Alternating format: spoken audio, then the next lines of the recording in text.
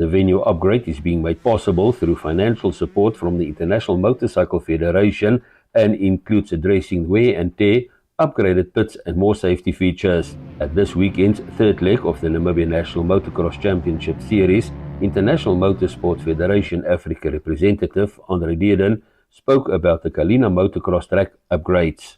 Yeah, there's a few things we need to do for the level of racing and the amount of riders that are going to come. So far, everything is looking so good. I was actually quite surprised when I saw the track. They're just technical changes, average speed things. It's mainly safety. You know, when you get a lot of riders on the track, safety for me is first. South Africa's Zoe Botha took first place over the weekend in the women's class and shared her views on the tracks. And this track has been so awesome to race. It's such good ground and it's got such a nice layout. It's absolutely amazing.